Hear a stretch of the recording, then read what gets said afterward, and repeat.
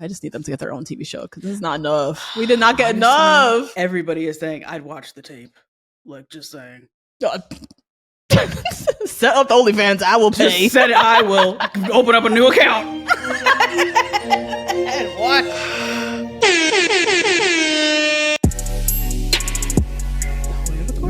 Recording, everybody. Hello, hello. What up, what up?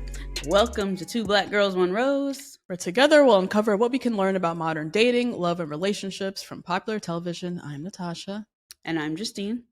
And Love Island Season 7. Wrapped it to up. wrap. Well, I was ready for the season to wrap the fuck up. Absolutely. Yes. Right? I was ready to be freed from the clutches of Peacock. Oh my God. I've been reading think pieces too where people are like, do you feel like you're enraptured? Like you're caught up in a web of like you can't get away from it? Yeah. So much. Yeah. This season was the least Love Island of Love Island seasons of any Love Island franchise. Yeah, I'd agree. Right? Yeah. Mhm. I think so with the cast. As we saw in the final episode, they were all like, wow, this is crazy, right? This was, I said this like 2 episodes ago, like we're not watching Love Island. It's just like not Love Island fundamentally. Yeah. To have Huda and Chris in the finale, what the fuck is that? To have 4 couples, not a single one is closed off. Not one. Nope. Then we learn after the fact, all these people knew each other. Yeah.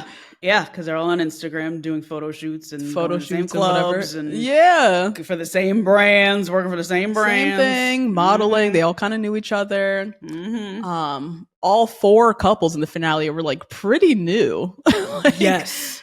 Yeah. Yeah. Nick and Alandria were the only day 1 people left, but even they were very new, that relationship. Yeah. As a couple, they just knew each other the best. The longest. Yeah, that's really it. Our winning couple was one of the newest, honestly. Winning person. Y'all voted for Amaya. Stop it. Period. And please. Brian just riding on these coattails. Yep. And then just taking it all back, kicking Hannah and Jeremiah off the show. That's where the whole plot of the show just completely got lost. Turned around. I say Charlie. Charlie too. Yeah. Dare I say, kicking him off was crazy. It was crazy. So just a strange ass season. Shout out to Amaya, shout out to Alandria, and low-key kind of shout out to Hurricane Huda, all of which made watching this season quite enjoyable. True. Despite the fact that we're not fucking watching Love Island and it just was kind of going all over the place, those elements did make the show still very entertaining. And if not for that, because you remember me after week 1, I was like, what the hell is this? I was ready to be out. If they didn't turn the shit around and Huda got into her craziness, she started crashing out. And I was like, all right, now I'm hooked. But yeah, I will say Amaya was just like a joy to watch. Alandria was like everything. Oh my God. So precious to us because they were the only real love story in there. Yes, exactly. Yeah. And this finale was long as shit. The editing though this season was wild. The panning to each face was like a lot. Editing this season was very bizarre. We get into it. I have some stuff in my notes too. But I was really watching the finale. I was like, give me 2 hours of Alandria or just skip to the end, please. Because that's really I don't need all of this. I do not. I will say though, I was set for Huda and Chris. I was loved every minute of it. I did just morsels. It was delicious. Yes, it was delicious. I needed that final day though. Oh, it was worse than I ever thought anything could have been. Oh my God. I can't believe they just couldn't even hold it together. No. They couldn't hold it together for the finale. They couldn't give us a fake it to no. And neither could production. Production said, listen, send her out. Moon River sounds good. Send out the singer. Yes, give us a moment, right? Oh my God. And then my last thought, Ace and Shelly. We love them. I know we love them. Yeah. I was myself super sad to see them leave. Same. However, I think they, according to classic Love Island rules, deserve to be there. That's why we all felt like, oh my God, Ace and Shelly deserves to be there, whatever. Right. But we're not watching Love Island. And the reason we're not watching Love Island this season really is Ace's fault. Okay, thank you. Low-key Nick as well, but we can release him because of Alandria. Thank you. Yes. not without blame. Yeah. But Ace and Shelly getting the boot was really just bad karma. It was Ace's. I mean, he was playing it like it was The Circle. Yeah, like The Circle on Netflix. Or like The Mole or something. And it's not that. It's Love Island, my guy. Island. And so when I'm seeing the whole, like, they deserve to be there, like, they deserve, yes, according to classic Love Island rules, absolutely. They're the longest tenure, XYZ. But in this new world order that Ace set up, they got to go. Yep. So I have more thoughts and theories on that. We'll get into it later in the recap. My question that I want to discuss for all of us, has social media fame officially ruined the audience experience for reality dating shows? Okay. You know, we've been talking about this for a long time on Bachelor Nation. We've even said you cannot go on The Bachelor only looking for love. You need to go there with some other ulterior motive. But is it now getting so diluted that the audience experience is getting ruined? Finding out that all these people knew each other, they've been modeling and, you know, on Instagram, like, what am I watching now? You know, is it kind of tainting what our experience as the viewer is? So I want to chat about that. What about you, friend? What are your initial thoughts this episode, the season? Oh my God. Well, I'm excited you brought in the social media part of it because I really want to talk about Huda. We predicted, I just watched back part of our pre-show for, Dallas Cowboys cheerleaders. Episode 4. That we filmed that right before Juneteenth. Okay. We predicted that Huda was going to be in the final.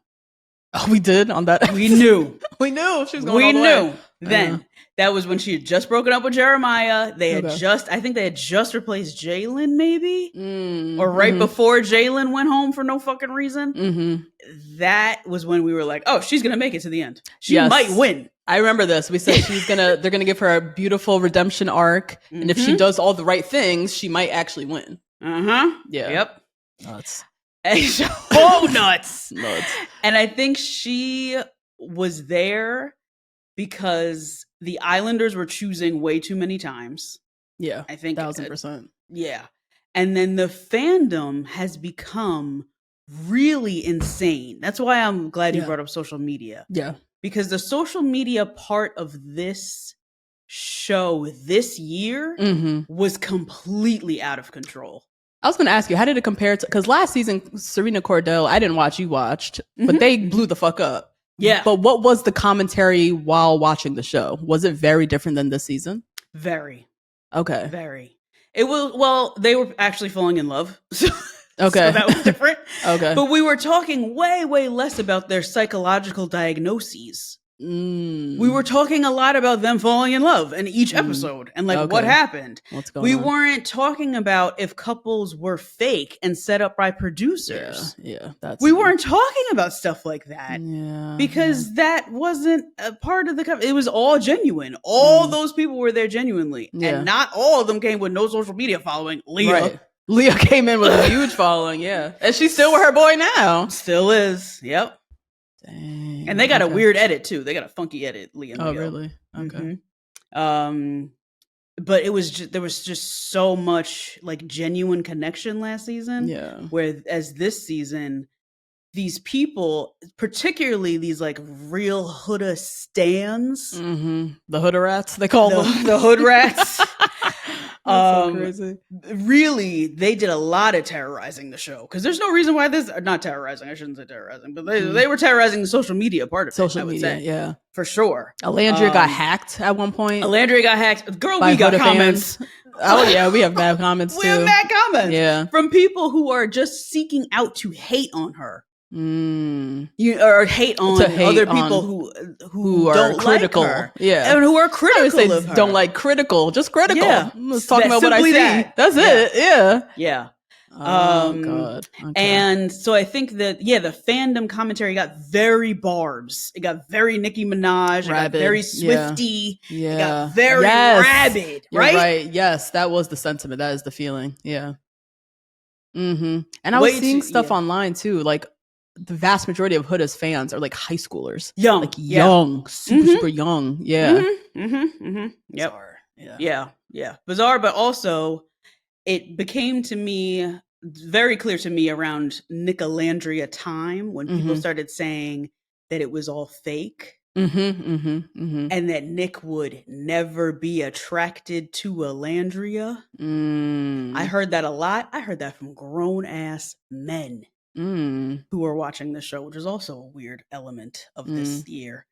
There was no men watching Love Island so many men. Oh my god, so many, so many men. Yeah, and I hate to say it, I don't want any men to like not have fun watching a fun reality show. Right. But their commentary on who could be attracted to who got in the way of a lot. It got real icky and it got real transparent. What y'all think about black women? Crystal clear. Oh my god. A whole bunch of black men that I saw that were like, I don't really believe it. No, I don't really think that's true. No, I think they're really friends. No, I don't think. And I really want to know what you think of this as well, being in an interracial relationship. Like, I think people just look at Nick, who has really, really like pure Eastern European features, besides that little wave in his hair, or Western European, and then they look at Alandria, who looks like she's like a sculpture in the Met, in the African exhibit, like super phenotypically African and black, Is that like is this like a common thing with a lot of people, that people like don't believe that the white man could be attracted to a black woman who looks like this? I think because he's not supposed to be, because she's not supposed to be attractive, right? So that's really what it comes down to. They're like, this is not believable. She's not the stereotypical standard of beauty. She's actually the complete opposite of it in every single way. And so he's attracted to that. That can't be so. That's why Sierra didn't take it seriously. It's why Alandria didn't even take it seriously her damn self. She too couldn't believe that he was attracted to her, you know? Because we're already kind of socialized, like you're not in his type, right? And he's not supposed to be your type either, you know? And so I think that's what a lot of it was, is like, she's not, we know, and there's a lot of white women, a lot of people look at Alandria and they're like, this is like some other person. Like, this is like, I don't even know where she's from, but it's not Earth. Like, But there's a lot of people who are still looking at her like, oh yeah, no, shit, you know. He would never. He would never, exactly. And that's what it is, because he's not supposed to be, because she's not supposed to be attractive. So and that people obviously were not saying, but they were fully saying. And I was like, you guys don't know how this fucking looks. Let's be clear. And neither do y'all, because 250,000 likes later, here these men go making all these TikToks every day doing Love Island recaps. I was like, this is real wild. Like, this is really strange. This is getting really weird. The people doubling down, they're fake. It's not real. It couldn't be. Like, you're really just trying to deny what we're now watching on screen. Like, this is not the Nicolandrian delusion. We're past that now, right? They're in a couple now, right? He is still kissing her hand, wiping off her seat. Star eyes that you cannot tell me you don't see. But they're just going to deny to the death, because this is not supposed to happen. This is unnatural. He's not supposed to be interested in this girl. Right. You know? And if they are, they need to be on the next Netflix special, scripted, running, because I believe every word of this. Like, they need to be actors then. If that's the case. If this is the case. They are acting their ass off. Really bizarre. Really weird. And then the last thing I'll say that I think why I'm not surprised, actually, why Huda made it all the way to the end, is because people just take this show obviously way too personally, but also in the climate in this country today, sadly, how deeply this administration affects how people act, especially young people. Boldness, attention, and hateration are all part of the currency. Because that's what we see literally every day. And this is the worst part, one of the worst parts, you know, thankfully, that I can say, I'm very blessed to say, about this administration, is that we hear that man talk every day. Every single day, because he's such a narcissist. He's social media obsessed. He's fame obsessed. And that is what it has emboldened so many other people to make their voice heard because they feel like they can. Yeah. We didn't have that last year. No. Without, people bold with it, with no integrity. They can come at people sideways. They can say whatever they want. Like, because we have someone in the ultimate seat talking reckless daily. Yep. So who you going to tell me I can't say what I want to say? You know what I mean? Yep. Yeah, the hate is emboldened in a way that it like never, it just feels different. There's always been online hate, online bullying, but it does feel like on some next level shit. Yeah, there's never been brands trying to personify themselves as part of the fandom. You know what I mean? Like, we'll get into BuzzFeed doing a knuckle sandwich for Shelly. Oh, yeah. What the fuck was that? Like, weird ass shit. And you see under their comments, like, you know, JetBlue commenting under Amaya's post and like all these beauty brands coming out with papaya names of stuff. Yeah. Trying to capitalize on this. Attached to it. And attach to it and personify a brand as part of a fandom. That is new.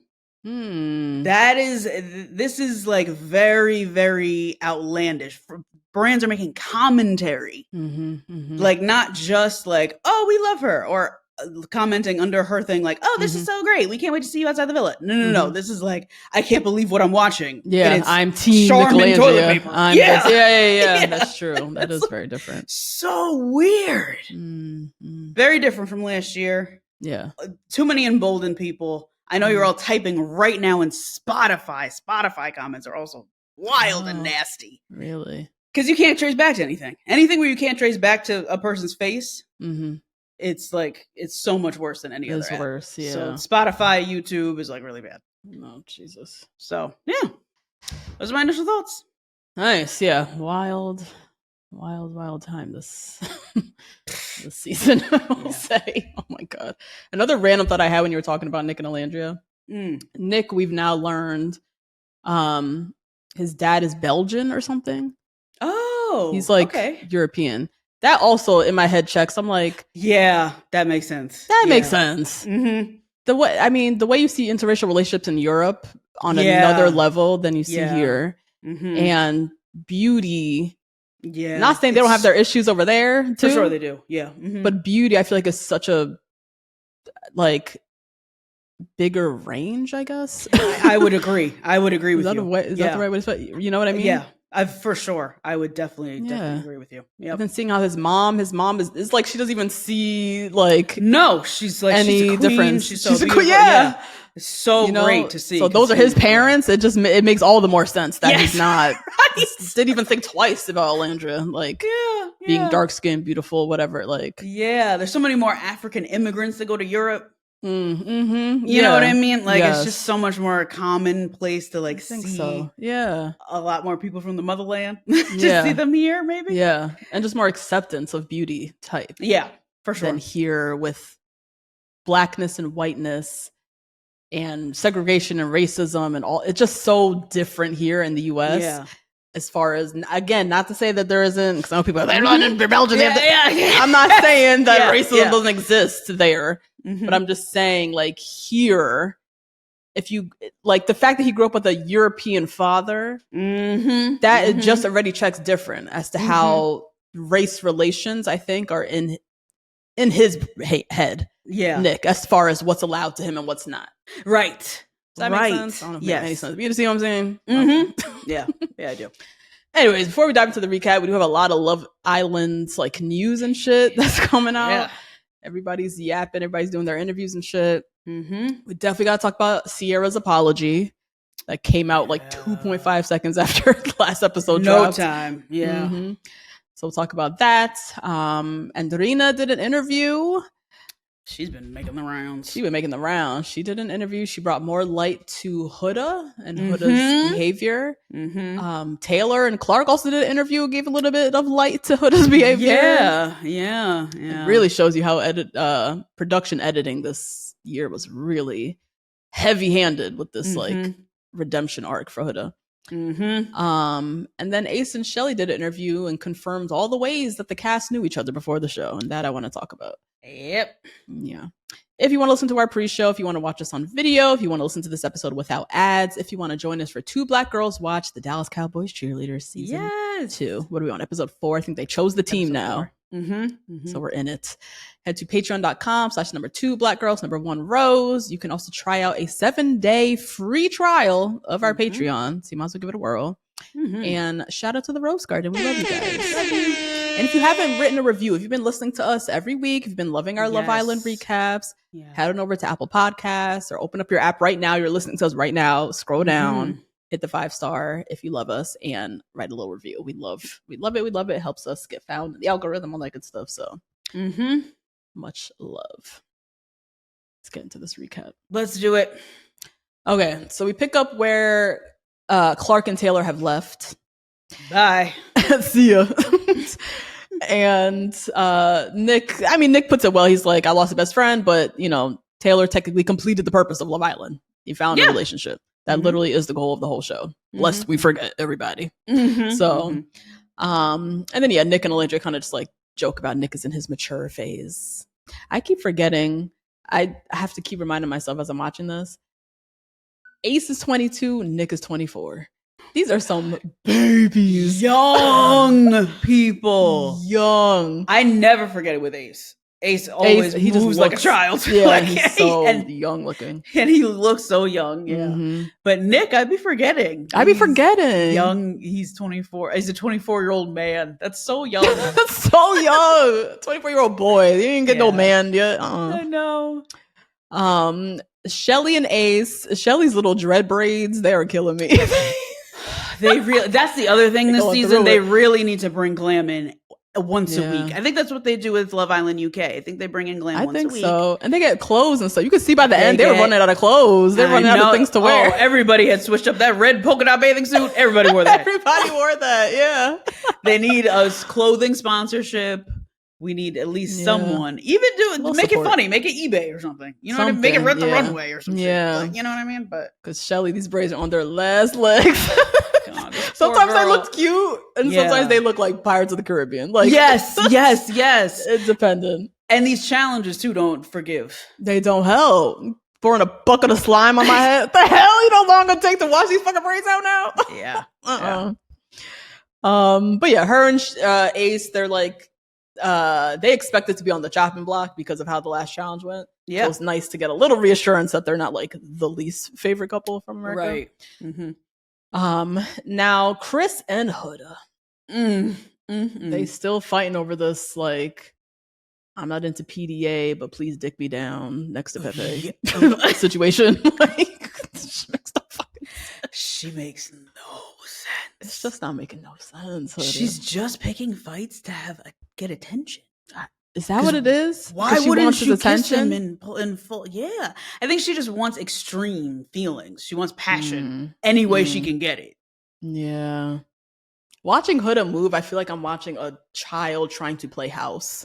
Yeah. She seems so out of her depth trying to do a relationship, and she just seems totally out of her depth. She doesn't know what she's doing. Yes. She's pretending. She's pretending. This is what we're supposed to do. We're supposed to pick fights and have passion. Like, oh my God.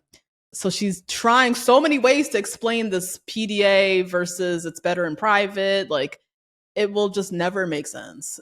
No. And she's trying really hard not to compromise with him either. He's trying really hard to compromise with her and meet her in the middle somewhere. Please.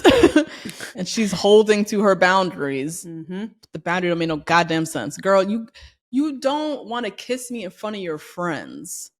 This is just like, she didn't want to kiss him in front of like just Nick and Alandria walking by. Yeah. Like, but you want to have sex in a room full of people and all of America watching? Yes. And that doesn't make sense. Yeah. Doesn't make any sense at all. It's crazy. We saw you sit on Ace's face. Right. In broad daylight. But you don't want to give me a peck? It just doesn't make sense. Yeah. It just doesn't make sense. Yeah. So I see her, she's like trying to set boundaries because I feel like that's what she thinks she should be. I'm trying to be different than Jeremiah. Yeah. I want to set boundaries. I want to act different. But the boundaries with which you are setting don't make no goddamn sense. I'm sorry, girl. So they're still bickering. She's like, are you checked out? He literally says, I am low key. Yeah. And he said he felt disrespected from the conversation because their last conversation, she like walked off. Right. You have to listen to what she says. Off. But she don't have to listen to what you say. Right. It's how she moves. Yes. Oh my God. And then she immediately jumped to, well, if this is something you don't want to pursue, I'll just leave you alone. And then just like walked off. And he's just sitting there standing by himself, like literally talking to himself. Okay. He's like, what? Like, she wants to have sex, but doesn't want to, like, this doesn't like talking it out loud. It doesn't make any sense because she wants to limit emotional validation, but also wants to be claimed so bad. Yeah. But he's trying to have more public emotional validation. She's like, no, I don't want to. That's where I draw the line. I set boundaries. What? It's confusing. It is confusing. Mm-hmm. It is very confusing. I don't know if you saw the TikTok compilation of this pattern where a Huda leaves people asking themselves, am I tripping? Yeah. It was Jeremiah said literally the same verbatim. Am I tripping? Jeremiah said to himself.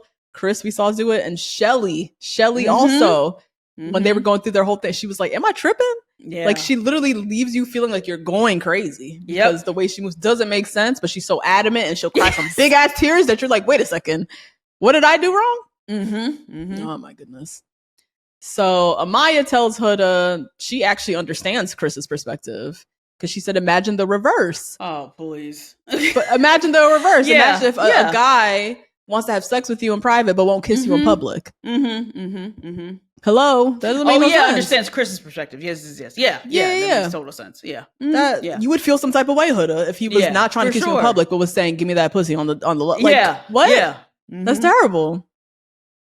So Chris hops into bed. He's done, back turn, like he has no parts. But later we see Huda say, I think she's talking with Amaya, saying like physical touch, words of affirmation, like those are her love languages. And she ain't never take that quiz. Girl, stop. Chris is not giving her either. And I just wanted Amaya or somebody to say to her, like, he's just not into you. It's done. It's done. Don't be begging no man to touch you. Yeah, and that's not true. Here she goes lying because he fucked you 2 days ago. Yeah. So what do you mean he has no physical touch is not, I'm not receiving it. You just got it. So what are you talking about? She wants cutesy affection, which he's not doing because he's done with her at this point. Because you said no. That's true. He tried to kiss you in public, girl. You said no. And so that's why he's withholding now. Yeah. And he does give you words of affirmation. He gives you plenty of that even when you guys fight. He gives you plenty of affirmation that like your feelings are valid and like he says that a lot. Yeah. She doesn't know what she's talking about. Impossible situation. Yeah. She's making shit up. Damn, she fucking social media. Yeah. Me right now. Yeah. I'm like, you're right. He did try to kiss you. You said no. Yep. But now you're saying over here he doesn't want to give you physical like, what? Am I tripping? Look at me. I'm over here tripping. Jesus. That's really the lessons learned. That's really it.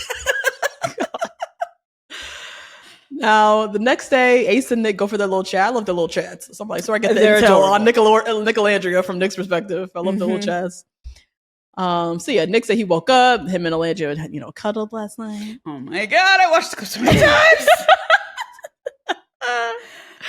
And he's like, I know we're not just friends. I don't know what the label is, but I do not cuddle or hold hands with my friends. And he says there's just a flame that's slowly building, and we're just happy being together and making each other happy. Yeah. Their love story really does feel like the most pure, the most like slow burn for real. I love how Nick moves with her. Like this is how we're learning how Nick moves when he likes somebody for real. Yes. I feel like the man will always reveal himself. We saw it with Clark and Taylor. We saw Taylor when he likes somebody. He moved in a completely different way. And I just love the progression, how slowly it's building, how he even acknowledges it. It's slow. We're just building. Like, it's fine. And I just need them to get their own TV show because this is not enough. We did not get enough. We did not get enough at all. And like hanging on to dear life for these breadcrumbs. And these edits and everybody is saying, I'd watch the tape. Like, just saying. Set up the OnlyFans. I will pay. Said I will open up a new account.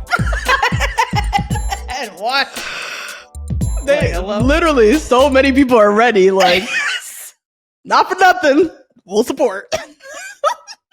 Because we did not get enough from Peacock. No, not at all. I can't wait for their like Savage X Fenty photo shoot together. Oh my god! I want to talk about at the end like what we think, what we're envisioning for Nick and Alandria. Perfect.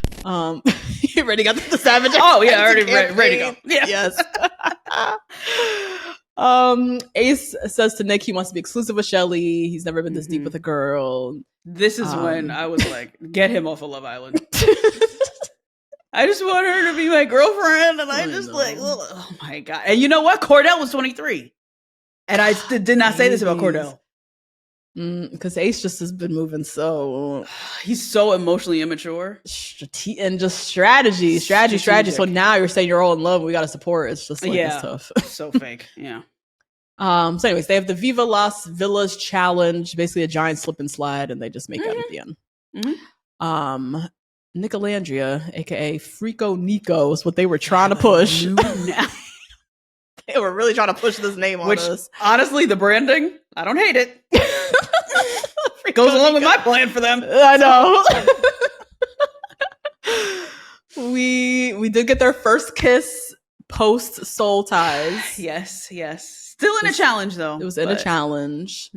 But it was nice just to see them physical, and Nick was having the time of his life clapping them cheeks. Oh my god. Yep.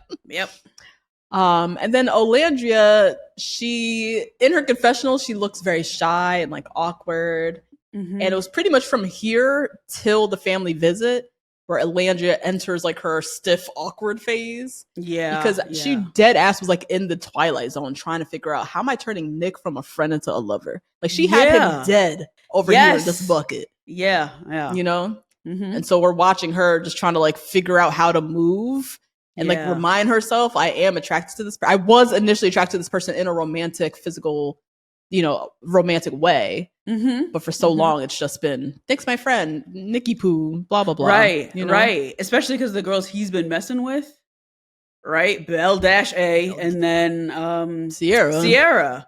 So I don't look anything like them. I don't look like them. And then she's in the fucking Sims Fiji prison, Love Island, right? So she's like, this season really felt like prison to me. Like it really felt like we were watching them like an experiment for real. An experiment. She's watching and she's so conscious of the cameras and like how she's looking to that. Even when she's when Huda's asking her questions, she gets really defensive about him and about their attraction to each other, how they look together. It's like so obvious to me. And I don't talk to a whole lot of like people who listen to like Joe Budden or The Breakfast Club or like all these other like kind of corners of media where interracial love is still kind of like iffy, especially for Black women going for white men. Right. But I don't know her circle. Yeah. I don't know what people say about interracial love back in Alabama where she's from. You know? That element, and also the fact that like they're so new and it feels almost kind of random from her perspective. Yes. She don't know nothing about no Nick Alandria Nation. Right. I've been watching you guys like, bitch, you've been missing the signs for weeks. Yeah. So she just knows Nick and I are like together by default, and how the fuck are people perceiving this? So I think that's also going on. Anyways, that night Ace and Nick catch up again. He says, she's flirting with me heavy. I'm really curious to see where she's at. He's like ready for his next check-in to see how Alandra's feeling. If he's made any moves, gotten any farther. Because he's working within her boundaries, right? Moving at her pace. But he says he feels like a teenager again. He's getting the flutters. And I also appreciate in his confessional, he acknowledged like the pace we're moving at is unconventional, right?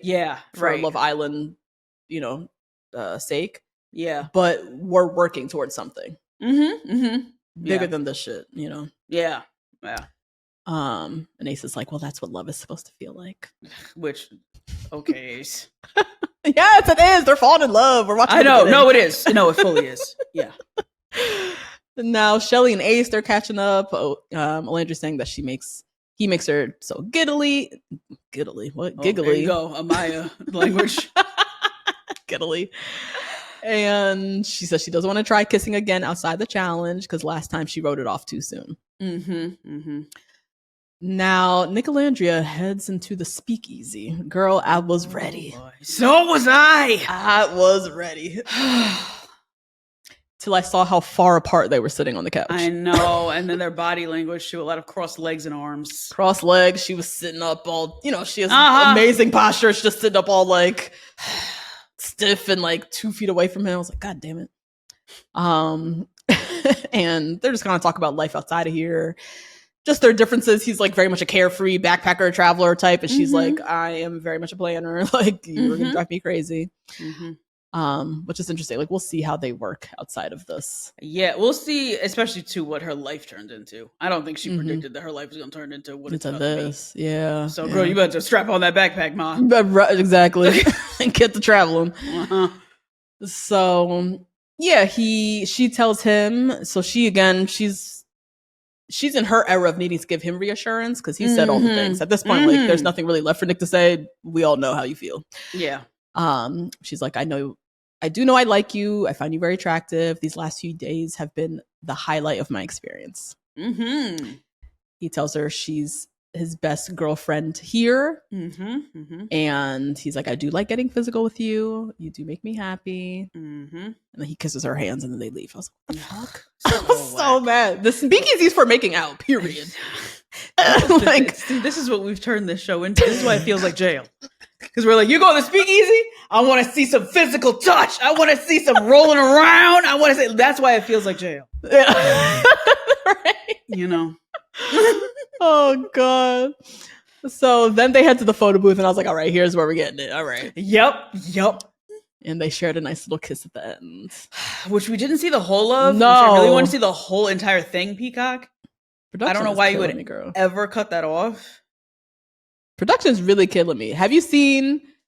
I gotta get off TikTok, bitch, because you gotta go. You gotta go. Because I've been falling asleep to them. I've been waking up in the same thing as me playing at 4 o'clock in the morning, and I'm like, oh my God, I gotta get out of here. You gotta log off. But it's that, like, we've been living off of crumbs. Yes. Nick and Alandria crumbs that people are frame by frame. They're piecing everything together. Yeah. Every time she's walked by him, I've seen every single time she's walked by him. Yeah. Where his eyes went. But did you see this? How production has cut so much from Nick and Alandria for us. Did you see the whole necklace thing? Yes, bitch. Yeah, which now I'm like, wait, is that true? Yeah, but from the edits that I saw. So for those who don't know, Alandria all season she's been wearing this necklace that has like 2 hearts on it. You see it frame by frame for forever. Then I think it was after she picks Nick in the recoupling. Yeah, recoupling. Right. There's a scene, quick little moment. We see them walking off to, I think, the fire pit to go talk. And she has a red box in her hand. Almost looks like a jewelry box or a gift box of some sort. Okay. Later, that same episode, what's on Nick's neck? 2 hearts. Fucking necklace. Yeah. So there's a whole scene where she gifts him the necklace and all this shit, and we don't. What? Like. But this is the same thing happened to Miguel and Leah too. They cut their things out? They cut a lot of stuff out for Miguel and Leah to the point where people were like, oh my God, they're still together after the villa? Like, I can't even believe it. And they are so in love, those two. Yeah. Oh my God, obsessed with each other. Oh my God. That's what I'm saying. I'm like, we're not crazy. We're not crazy. We're crazy at the point where they're picking up all these little frame by frame moments. This is crazy. We are requesting songs for edits to be made. That's hilarious. But we're not crazy in the fact that there's so much more that we haven't seen to their relationship. So if you're not deep in the Nickelodeon world, you're like, what the fuck am I watching? Yeah. And there's no Serena and Cordell. So there's no other love story to watch. Right. So we're just hanging on to this. And then watching Chris and Huda fight again. Like, anyways. Pepe, Iris, and Iris's bottom lip. They over here. I feel like Iris is still getting lip filler on the show somehow, on the low in Fiji. Stop. Her lips are getting bigger. Nate and I was talking about it last night. Yes! She's probably using that good lip plumper, girl. There's some good ones. Is that what it is? There's some real good ones, yeah. Them shits are getting bigger and bigger by the episode. Yeah. Crunch was afraid to kiss me for a long time because I kissed him with one of them and it feels like burning. Lips are on like fire. Allergic reaction. Like, your lips are burning. Yeah. So yeah, they're cute, whatever. She's talking about how smart he is. And girl, I can't with Pepe and his taste. Yeah. Going and 3 for 3, girl. 3 for 3. It's quite Spaniard, his taste, isn't it? It is giving colonizer from Spain. Yeah, right? Straight up, yeah. Light brown colonizer from Spain. Oh my God. I can't, Pepe, but okay, you do your thing. You found her. Yeah, whatever. Sure. We get a Maya and Brian. In Soul's house. So this is cute. This is why we love Amaya, because she's so silly. She's genuine. Yes. Yeah. Whatever we can care about Huda, she's, trying her best to be a friend to Huda in this villa. And so she masterminds this whole plan to get Huda and Chris to speak over at the docks. And it was so funny. I thought it was a cute little moment. And Brian just kind of like going along with Amaya's like little crazy antics. Yeah. So we do get Huda and Chris talking again. This is what I'm pissed, because I just want to watch Nick Alandria. I don't want to watch Huda and Chris talk again. No. No. I don't need any more context. Yeah. No, I don't. And they don't resolve anything ever. They're not getting anywhere. He's done with her. She don't make no sense. Like, just... Why do I have to watch this again? Where is Nick and Alandria? I want to see them make out. Like, that's really it. I'm so mad. Oh my God. So she's trying for the 50-11th time to explain this whole PDA thing and the intimacy. Like, PDA is more serious to her than intimacy under the covers. Whatever the hell she's putting it this time. I don't know what she's saying. And then she kind of tells him openly, like, I need you to give me more attention. Like, I need you to acknowledge me more in the mornings. Like, whatever. Demands. Yeah.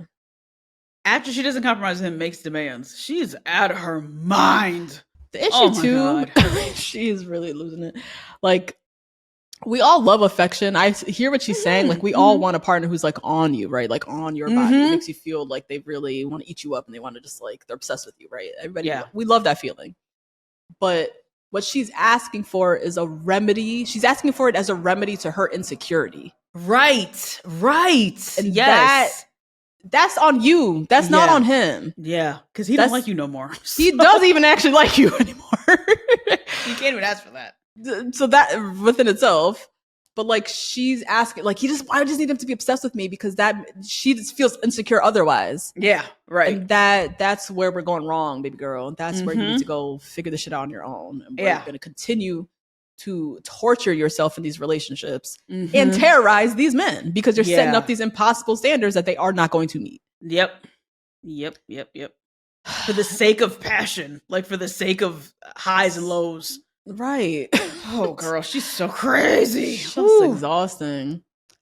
And yeah, they don't get any resolve in this conversation. Chris, you could see, is just like suppressing, like just trying to chug along, just suppress. Let me just move along because it doesn't make sense to me still.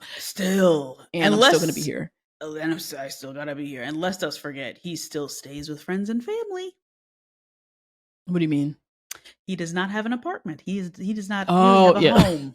He doesn't. Right? So we're dealing with a tall, fine homosexual. Yeah. He needs a place to stay. He needs that 50K more than anybody. He needs that 50K right now. He needs that new lease. Share it with that baby or not.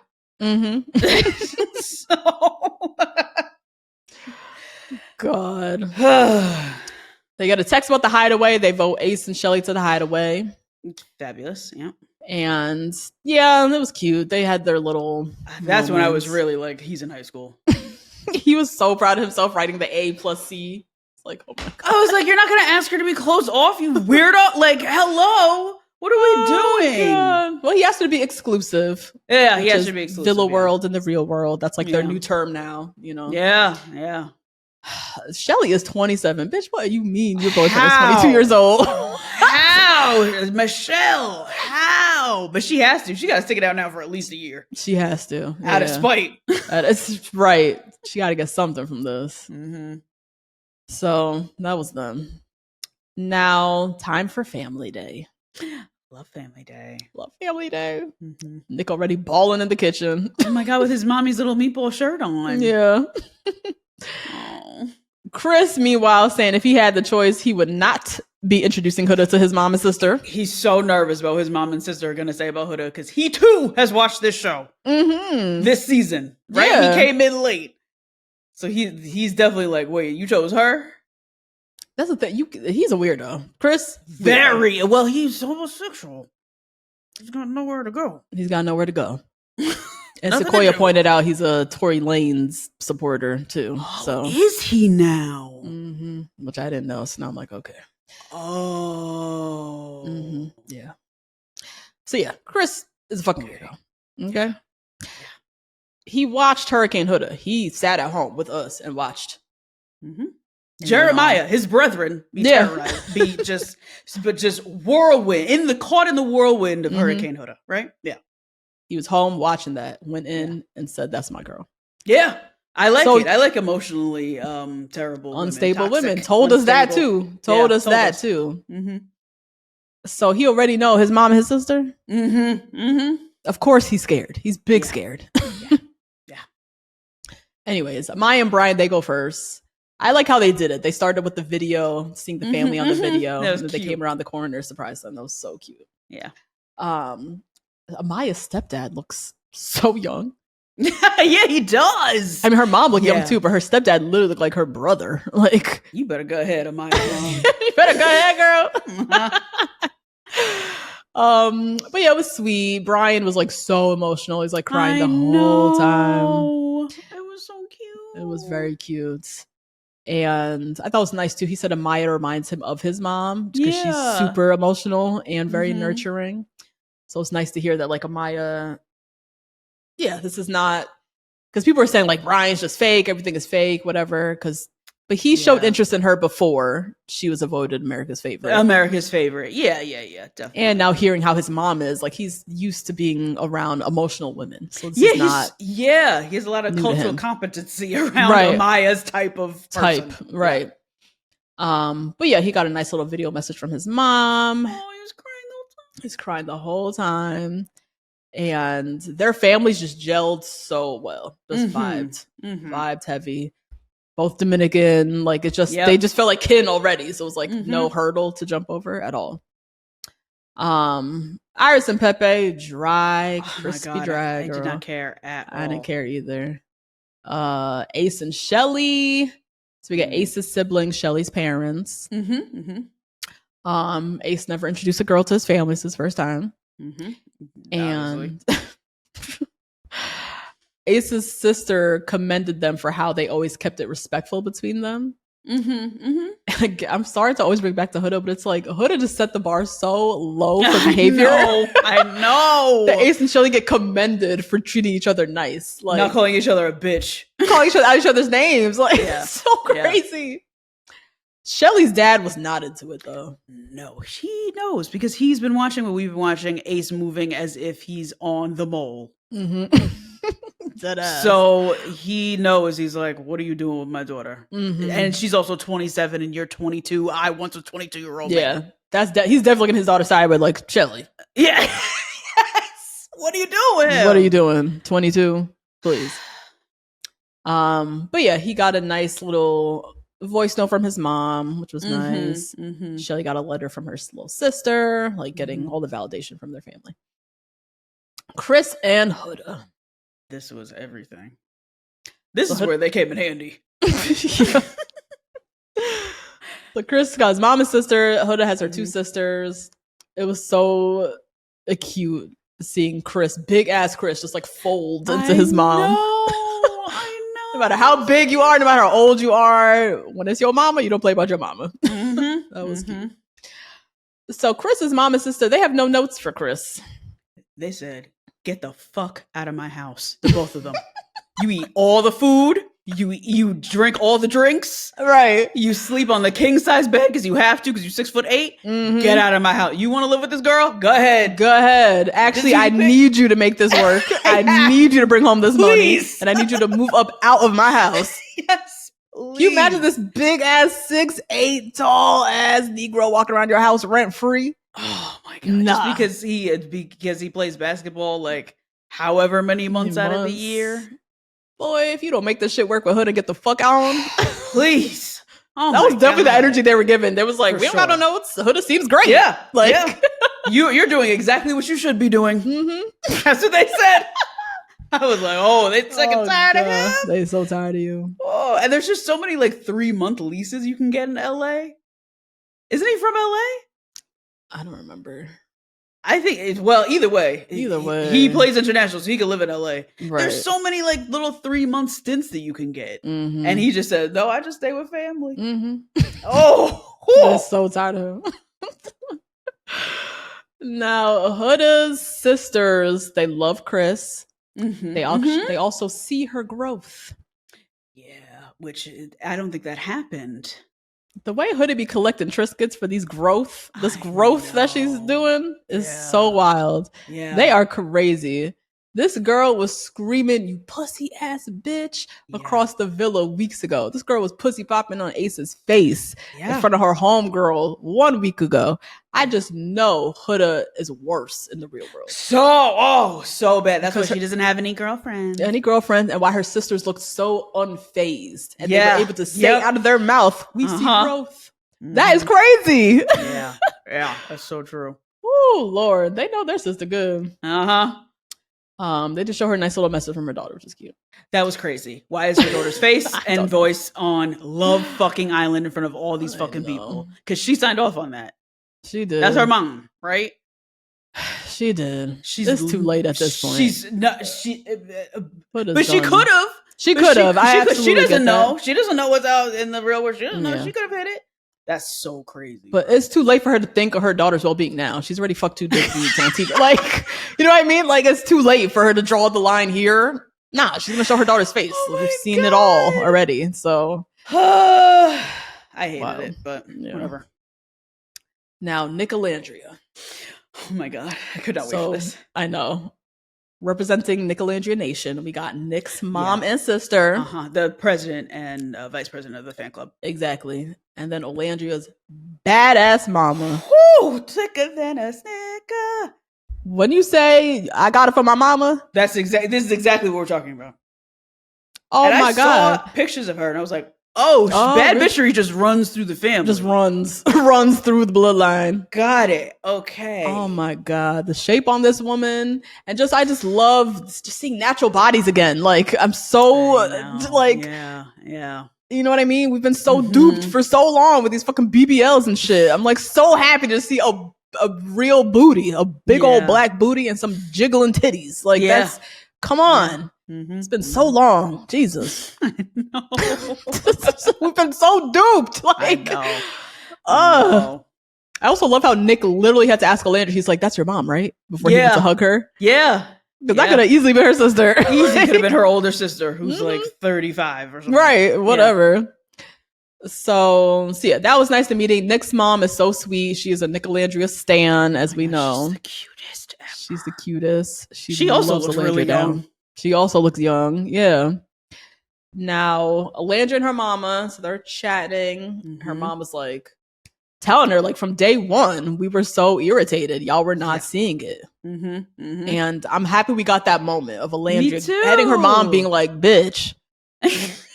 Like, hello. You what the heck? Seeing anything? Because I feel like she needed that hometown validation. She did. Right? Yeah. Of like, this is what your people think of this white man falling for you. Exactly. Right? We've been seeing it and we're down for it. Now, the best moment of this meeting of the Alandria, her mom, when her mom dapped it up, she was like, "Baby, you was looking popping." I know. Because you know she's wearing Alandria's zebra jumpsuit. Yes. Yeah. That's right hers. then and there. Yeah. Oh, I love that moment. They was just like the kiki between the two of them. Oh my God. But it's true. Alandra's been slaying down. Her body is tea. Her face is tea. Her braids look phenomenal. Yeah, they look great. Yeah. Still. She's so good. Outfits, tea, everything. Everything. So I just love that the little dap. Yeah, bitch, she was popping. I love that. I rewinded that so many times. Because she's just gotten to the point with her mom where she's calling her mom girl. Yeah, yes. You know, it's like the best That's part. Our girl. Yeah. Like, you, like, girl, how was I looking, girl? Like, it's just the best when you have that with your mom. That's so fun. Cute. Yeah.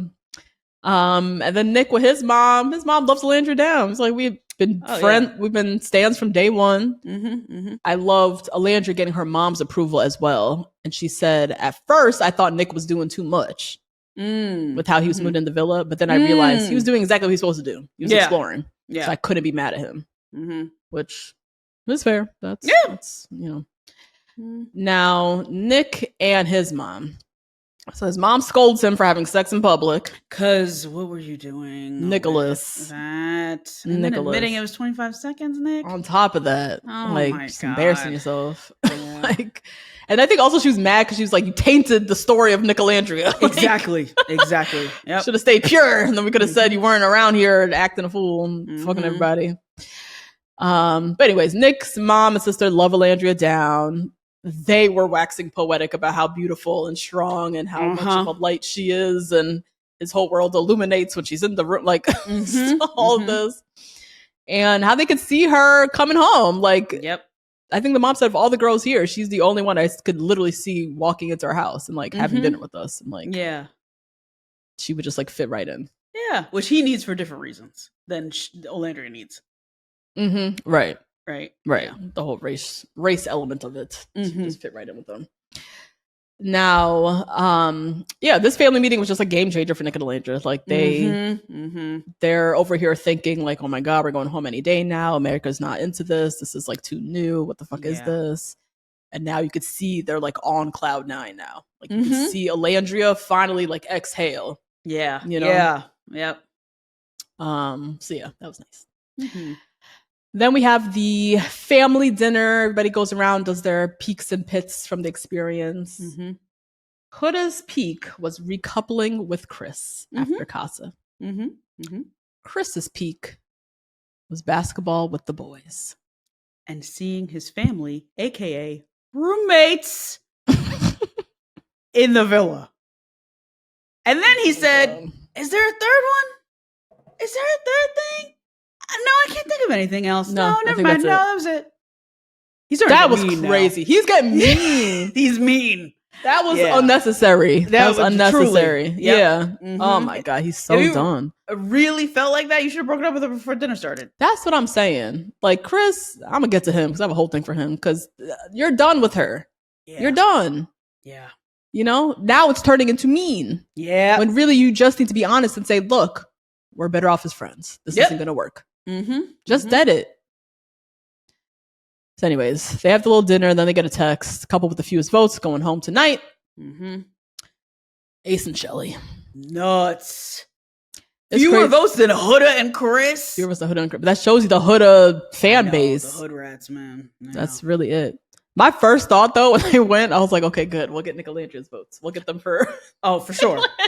Yeah. And I think what happened, I think their votes got split. Alandria and Amaya.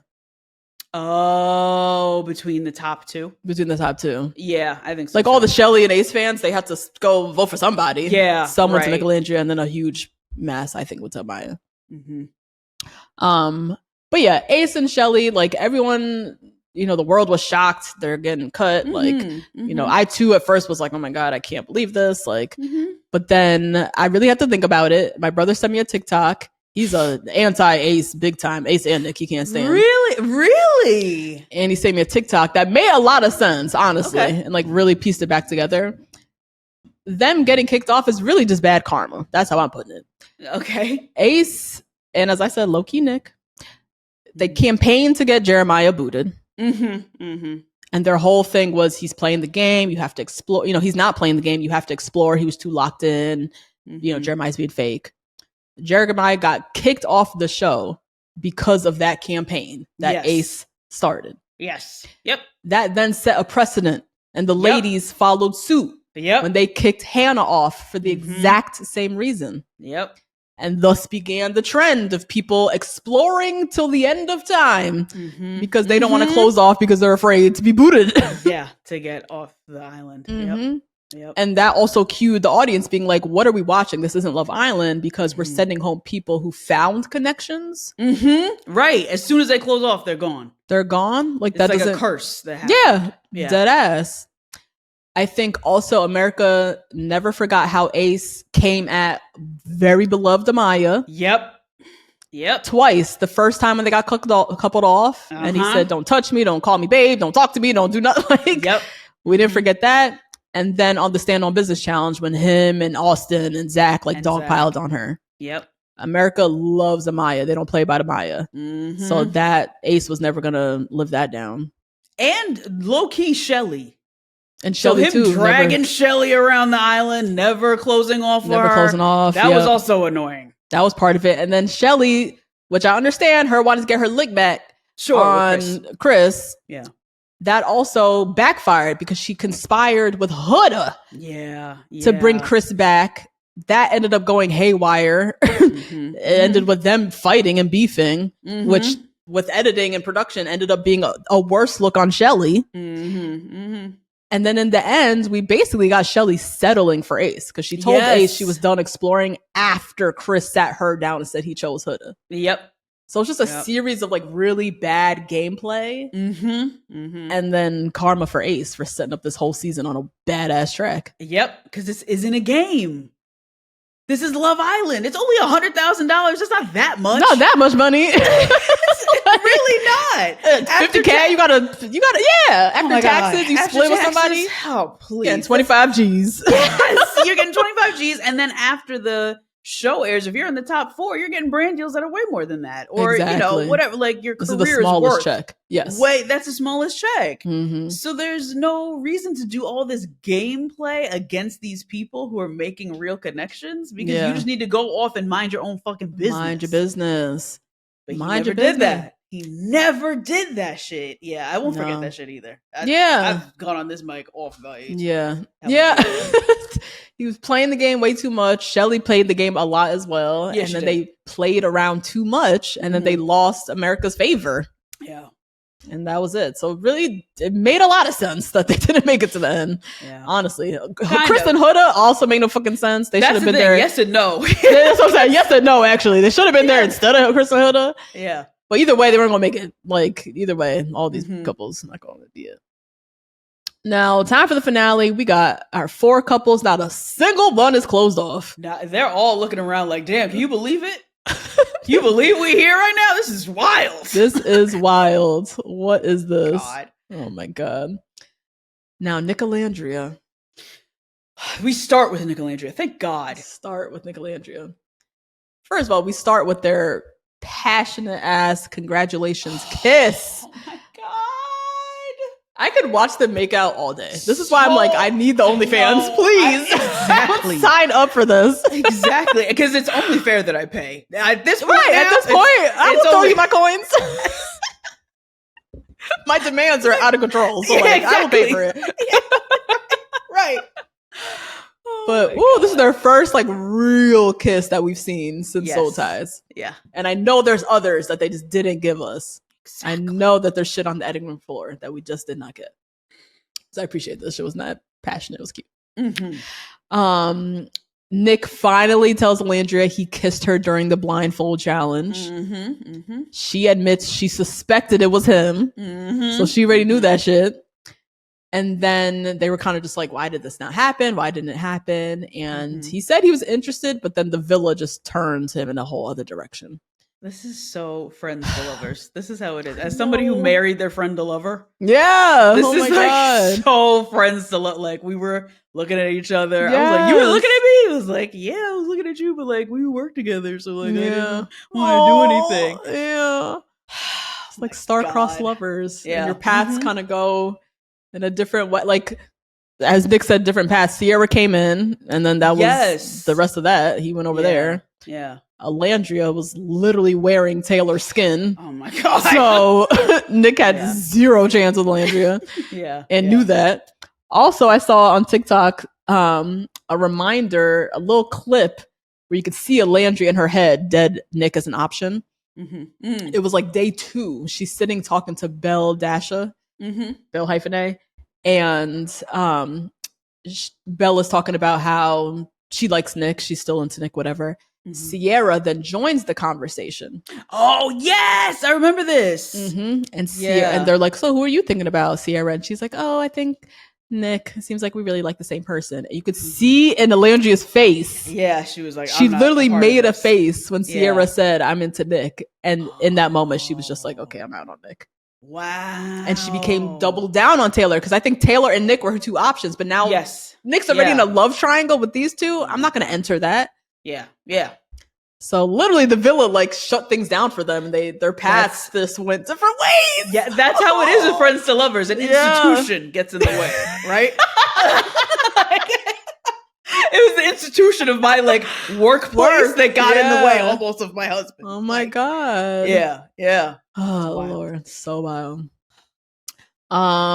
Let's see. Chris and Huda, they still arguing about Oh my God. being cute. Iris and Pepe boring. That night there's a pillow fight. Chris beams Huda in the face. We need to get him to go because now he's like abusing her. Like it's getting crazy. But then also she sucks the fun out of it. She's like, "You hit me," and then puts 18 band-aids over her nose. Like, oh my God. He hit the shit out of her face though. Yeah. Like he, low-key cannot stand her at any moment he can. He's like trying to do something. And then that night we capture on the night cam Huda tapping on Chris, trying to get him to cuddle her. His back is turned. Yeah. She says, "I'm going to count to 3." Ooh. And she counts to 3. To 3. Yeah. Like he's a toddler. Yep. This couple's in the finals of Love Island. They have a 1 in 4 chance of winning my $100,000. My tax-paying $100,000 peacock dollars. This couple. What the hell are we watching? And by then, I was like, okay, you know what? I wouldn't be mad if they won and he just stole all the money. Oh my God. I wouldn't know they would have given him the choice. Yep. Yeah. Yep. And I don't want to watch that. I would not want to watch that. But girl, that's what happens when you fuck with a tall, cute homosexual. That's what they'll do to you. They'll steal from you, that money. gaslight you, and they'll be out. Gone. Oh my God, I can't. As I watched, I was saying that, I was like, they might win this. Can you believe they might win this? Mm-hmm. This couple might win this because she has so many fans. They might have voted her to the top. Yeah, but we predicted this weeks ago. We did. We totally did. God. Oh my God, I'm so happy. I did not want to see him steal the money. I could not. I know that would have been so terrible, right? Terrible to see her. I would have wished that on anybody. Say what I will about Huda. Mm-hmm. And then Chris going out like that too. Like, I don't want that. Mm-hmm. That's his legacy. Is he stole the money from her? Like, it's crazy. Oh my God. Anyway, it's time for their final dates. Mm-hmm. Alandria goes first. Oh, thank God. Thank God, producers. Please just feed it to me. Please. Yeah. So Nick going in says he like truly cares about Alandria. Mm-hmm. Alandria going, look at your face. Ready because I'm so ready to eat it up. Just in commentary. Right? Alandria says he gives her butterflies. Mm-hmm. So they head off on a boat to a private island. They had the best date. For sure. They got the Serena Cordell treatment. Okay. Yeah, Last year they had by far the best date. The best date, yeah. Mm-hmm. So they get to this private island, just them. There's like messages in a bottle like littered all over the island. Mm-hmm. And it's messages from their fans from Alandria Nation. Just these really sweet messages just calling out what we've been watching and their romance and their love story and just like all the like juicy goodness that we've been like holding on to all season, how they have been like representing the romance for us this season. Yes. And the validation they needed as a couple too. Yes. I think both of them needed like, no, we're for this. America's for this. This is the best thing we've ever seen. Like, keep going. Yeah. So yeah, they said they have a fancy little picnic. Mm-hmm. And Nick says, they've been each other's roadmaps through this whole experience. They kind of always kind of fall back on each other for their friendship and advice and all that stuff. He asks her if she's ever been in love. It's a very pointed question, Nicholas. Very pointed question. His heart's been fluttering these last few days. He knows this feeling. So she says she falls in love with potential, and she fell in love before once, but it was now looking back, it was with potential. And she says she did the same thing here in the villa with Taylor. Yeah, definitely. Yeah, she knew. Oh well, I'm glad she knows. That's what was happening. I'm glad she knows too. Because thinking about it, how old is she? 25? 27. She's 27. Okay, 27. Yeah. All right. Okay. Well, still in your 20s, you do dumb shit all the time. And Taylor was one of those things that she did, Yeah. And she's just super loyal because I think her ex, if I remember, they were together like 10 years or some craziness. Yeah. So yeah, she said we see her growth. Nick says he's fallen in love twice. Yeah. 24. Actually doesn't shock me. Damn. The way that he's like dove in with Sierra and like, then deaded her immediately as soon as she left the island. Was like, actually, I love Alandria. Doesn't shock me. So he's been in love twice before, but he thinks third time is maybe a charm. And he's very ready to just like do the real world, like be in the real world with her. So they talk a lot about, what's to come, the real world. Alandria says she just needs communication. If they have that, they'll be fine. She's like, I know I'll be on my communication. So looking at him like, this is on you. And you could see she's like in it. She's like in it now. Like they were talking about the real world and them as a couple in a relationship outside of here. Yeah. You know what? They haven't been together the whole time. So I'm like, in my head, I was like, you're not ready to live together? Right? I'm like, hello? You're going to be in an apartment in LA or New York. What are you talking about? Right. Communication. What do you mean? What do you mean? I was thinking too, like when they leave the villa, like they're getting the same hotel room. They're not getting separate hotel rooms. They've been sleeping in the bed together for like a week. That the whole right. Natasha, I've been like, oh my God, do they sleep in separate beds? And they just call each other on the phone? Their room phone? Because you go from literally acting as a couple in a relationship in the villa, although technically you're not boyfriend and girlfriend, but you have acted as such for so long. Yeah. So now outside the villa, they have to be in the same hotel room, right? They have to, because they got their phones back almost immediately. And then, oh my God, we saw them going through the airport and we saw Alandria. I didn't see that. Hands just, free to do whatever because who has her bags? Oh, I didn't see that. I gotta go look at that now. Oh my God. So yeah, they're like in a relationship. Like I don't know. That's what we think, right? Because we've replayed their moments thousands of times at this point. Right. So in our heads, we're like, what are you talking about? That's your wife. That's your whole communication. Wife. Yeah, what? What are you talking about? Y'all can do that. You've been doing that. Oh my God, but that's not true. Yeah, they literally have to go into the real world now. Yeah. But yeah, he thanks her for being his anchor. He calls her his hard-boiled egg. She's like soft in the inside. And he declares to her that he wants to keep exploring. I do have love for you. I want to see where this goes. Oh my God. I do have love for you is crazy. Love for you. I know. Yeah. And then they have a nice little kiss. Her makeup is all over his face. All over. I know. She really, you know what? It's the Fijian heat too that melts all that transfer. Jesus. And transfers a lot of it over. Yeah. So they get another little message in the bottle from Nick's dad. Just kind of so proud of him, how he's like, the man that he's become and the strong foundation that they've set. And I get it. As parents, I feel like I would be super proud of Nick.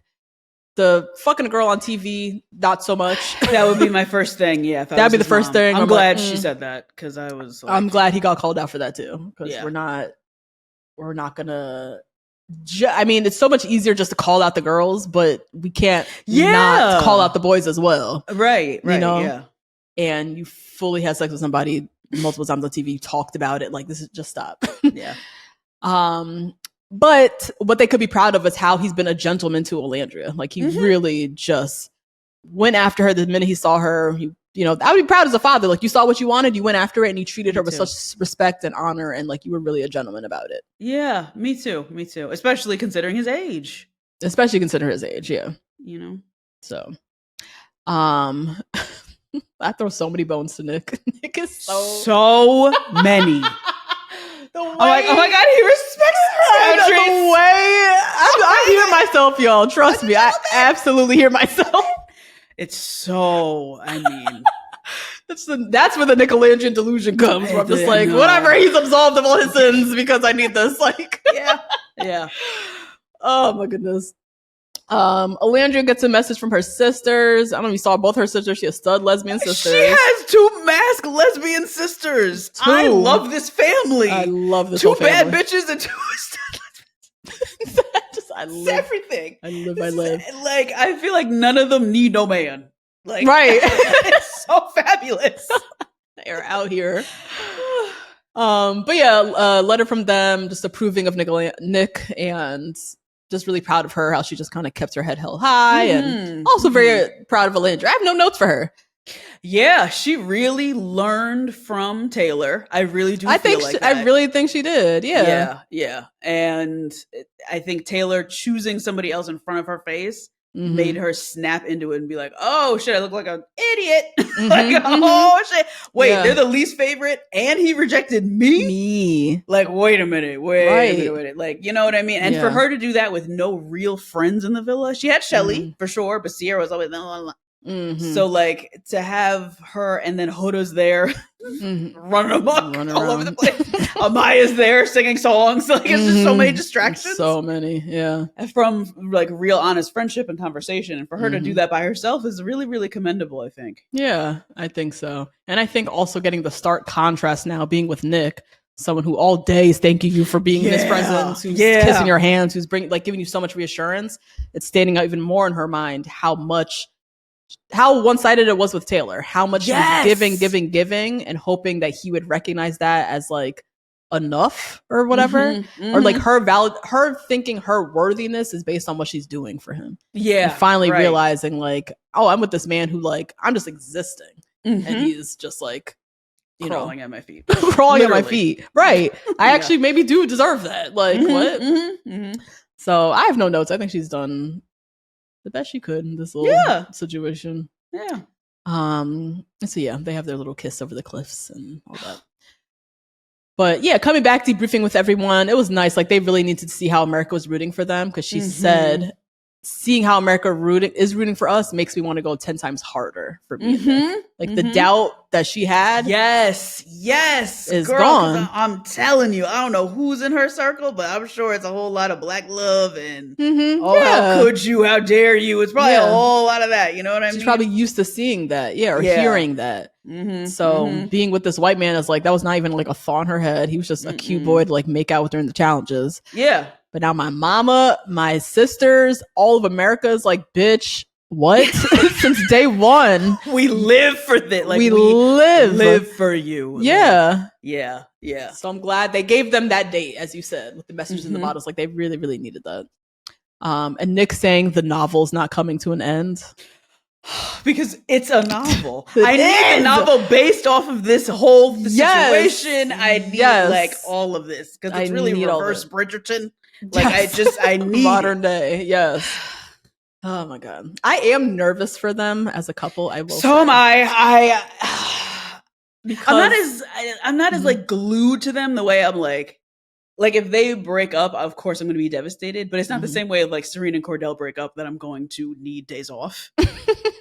I'm going to need bereavement. You know what I mean? Like, it's not the same thing, but it's still like, oh my god, I really hope they like really for real get it to get like jump over this hurdle of like, oh, we're friends. And also, I just feel for them because like the entire world is rooting for them. Like, you know, and Nick Alandria as a brand is like its own beast, you know? So now their business is kind of like automatically tied in together. Yeah. And it's just a lot. It's a lot to live up to. And they're just two regular people. Like, it might not work. Yeah. You know what I mean? Yeah. But they would be like breaking my heart if it doesn't. And that will be for like so many people. I know. Oh my god, I forgot. He does have a regular job. He's a nurse.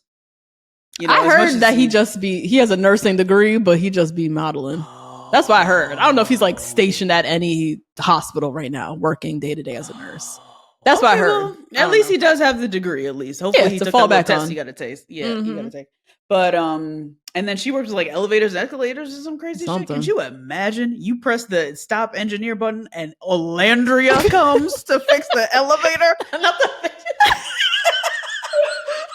Now she's an elevator repair woman. Like, yeah, I would think she was a stripper.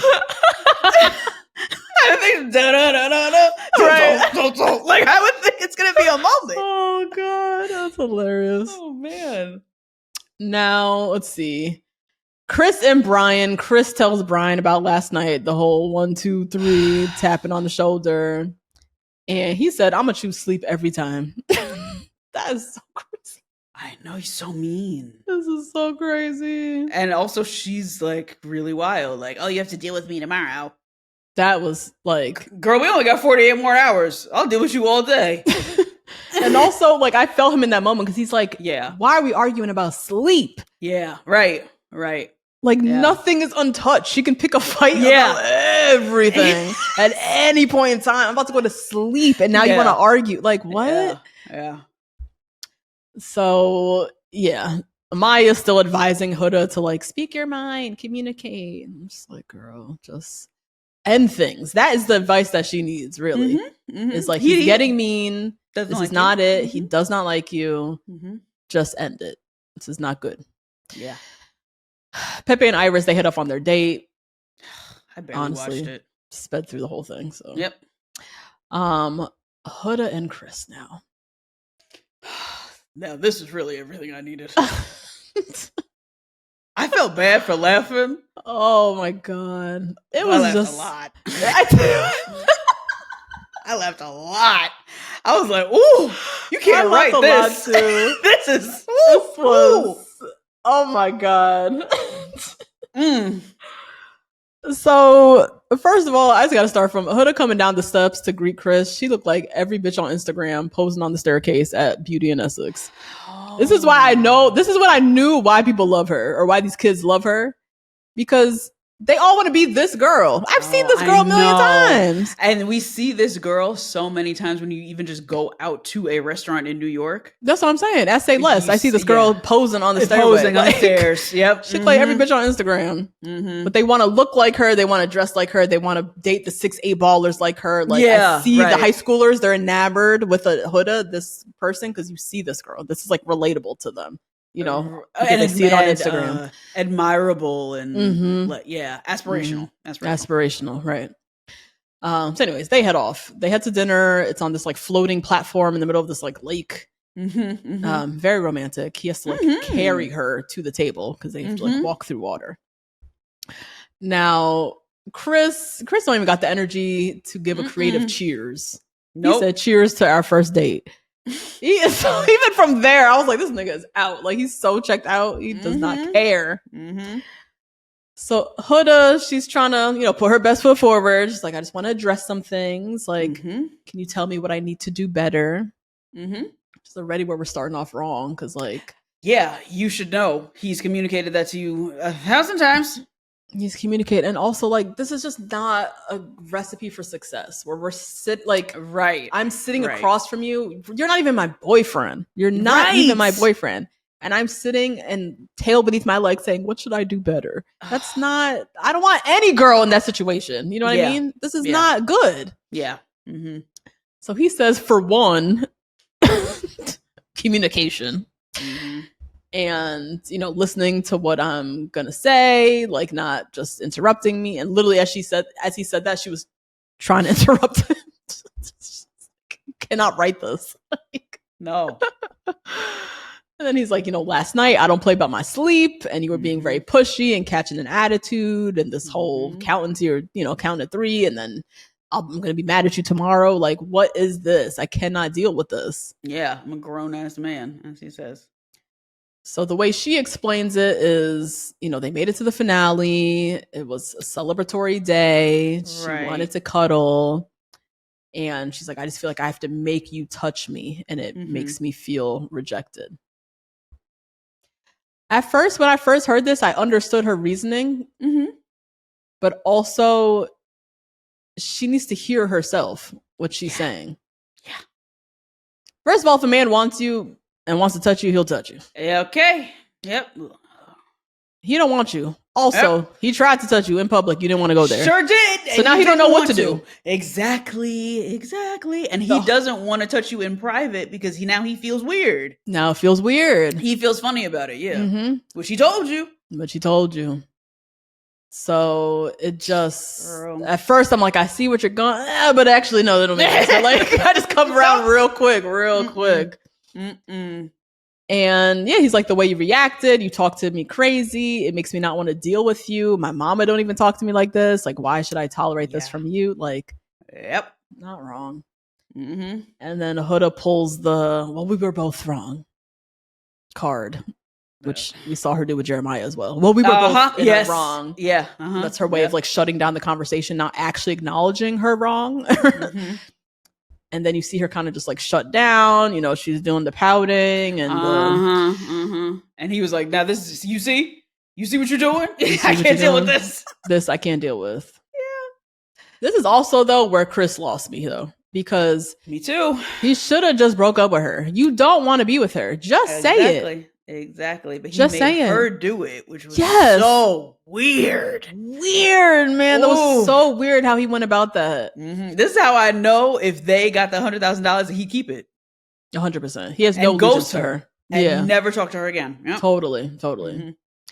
So he just like puts the responsibility on her to do the breaking up. He's like, you know, it sounds like you're not confident in us. Like, I know what you're leaning towards.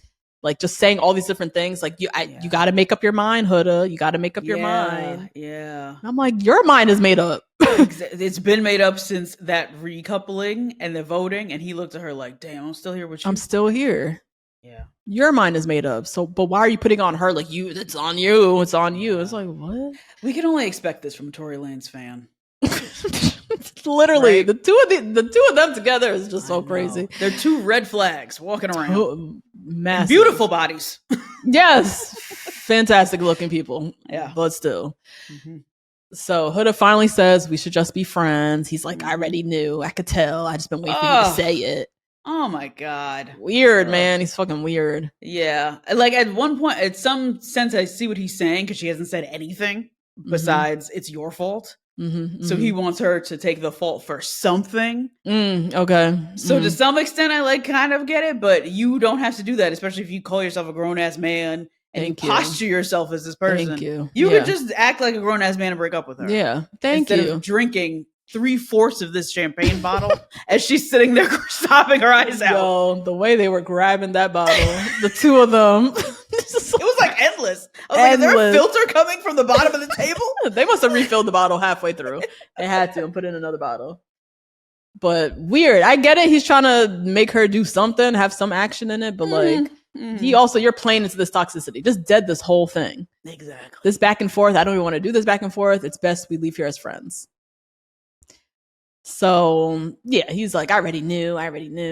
And she kind of asked, like, is there a way that we can be friends? And he's like, I need to not like you, which means I need to not spend time with you. We need to separate. And he gets up, walks off, leaves her sitting there in the middle of the fucking ocean, crying by herself, drinking. Well, Moon River plays. Playing. Ladies singing Moon Rivers. So why did they send that lady in? Why did they do producers? Y'all are a mess for that. So y'all could have paid that lady and just held her back and she didn't have to sing. But you were like, no, send her out. Send her out. Yeah. Oh my God. So then Chris comes back. They gave him some water shoes. He had to come back. They gave that nigga kindergarten swim shoes. It was like, go back and get her. Go back and get her. He come back, talk about, you ready? Let's go. Why you crying? You made the decision. Like, so mean. He's so mean. It was hilarious though. It was so bad. It was so bad. Because it was almost satirical how mean he was how being. Crazy this whole breakup was getting and how long-winded this whole breakup was going. Like, it was... And it was long-winded for the show. I can't even imagine what they had to edit. What they had to do. Oh my God. So Hood's just standing there looking so sorry and sad, and she got the bottle in one hand. You gonna carry me or you want me to walk? And he said, I'm not gonna carry you, and then walks off. Yep. Which I thought that was whack. I feel like he went out like a bitch. I feel like exactly. I understand you. I understand you being mad, but like, just you can end still on top by just being a gentleman at the end. You have one last move. Yep. Pick her up and walk her to the end. You had this girl take off her shoes and walk in the water by herself. You look like a bitch, and you could have just done the easy thing, which is pick her up. She weighs like a feather compared to you, and just walk her to the edge. Yeah. So that's where I was like, Chris, you just went out like so bad, like whack. Yeah, so bad. Both of them are the only ones I have not seen. Like in the leaving the island or whatever. Leaving the island. Yep. Him and Huda. Yep. Oh my goodness. We'll see. Let's see. Now Amaya and Brian. What the fuck is this date that they sent? They ran out of ideas for real. I know. Well, they do this for the couple they think is gonna win. They send them down memory lane. Oh, okay. That's what they did with Serena and Cordell. They played a movie of their relationship. Oh, okay. That's over cute. The course of the thing, which was very, very adorable. And more of the Nick Alandria kind of date that they got right there. Like, but that style. Yeah. But they always go down memory lane with the couple that they're like, oh, you're the strongest. Okay. And you're going to last outside of here. You know? Yeah. Okay. Because this setup, this little retro living room, rental furniture. I'm not on a boat. This bitch went on a private island. What the fuck? She's doing a dinner in the middle of the ocean. Oh my God. Right. I'm sitting on this like rented couch from Mayfair in the middle of the jungle. I was so mad. Yeah. But anyways, it was very cute. Amaya just declaring herself the Dominican Cinderella. It's hilarious. And she came out her little Cinderella dress. So cute. I know. And yeah, they have a scrapbook of like baby photos. They're just kind of like looking at photos of their families. And it is amazing that they're both Dominican and they found each other. Oh yeah, it's fabulous. Yeah. I love that for them. Yeah. I really do. It's great that that's how he got her too. That he was like, she's Dominican, relax. Exactly. Yeah. Love that's part of their love story. Yeah. And also why they just feel so natural. Like and their families already intertwined. Like Amaya and Brian, they grew on me. I love Amaya down. Brian grew on me, and seeing their connection grew on me over the course of these last like 2 episodes. But yeah, Maya's like bawling tears of joy, looking at photos of her dad, and Brian's just kind of sitting there, just letting her do her thing. Like he's just like, he's so used to this. He was like, it's okay. And she's just crying. You don't feel no type of way. And he said some cute things. He said, every time I talk with you, my energy goes up.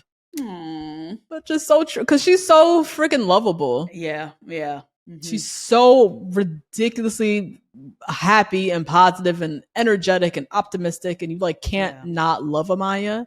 And when she's in the room, you're gonna smile, you're gonna laugh, your energy, if you're having a bad day, there's no way it's not gonna turn around. Yeah, and she tries to do that for people. You could tell. You could tell with Huda, you could tell with anybody who's like having a hard time in the village. She's like, hey, what's going on? Sings them a little song or mispronounces a word. Yeah, it gets you laughing. Yeah. So he asks her to make things exclusive. And they're gonna, even the way he put it, we're gonna attack the outside world together. Because there's a lot coming their way, literally starting today. Now, that night, Chris heads on out and goes to sleep in soul ties. Yep. You don't play by his sleep. And I already know, I know Huda was going to be tapping on his shoulder at that night. I'm sorry. Could we just talk again? I'm sorry. I thought the same thing, that she was going to be sleeping on the opposite end of soul ties with her blankets and then complaining at the end of the day. Oh my God. Huda ending single is actually perfect. Yeah, that's so correct. That is so correct. I'm not mad at that ending at all. Like, part of me is annoyed that this couple's in the finale. Same. Yeah. Like that I'm annoyed by. But her ending single, even in despite of that, like that is how we needed Huda's story to come to a conclusion. Yes. And like freshly broken up with. As mean as Chris was and how terrible he went down, she needed to learn this like lesson that not everybody's going to treat you with kid gloves, because he certainly did not. Yeah.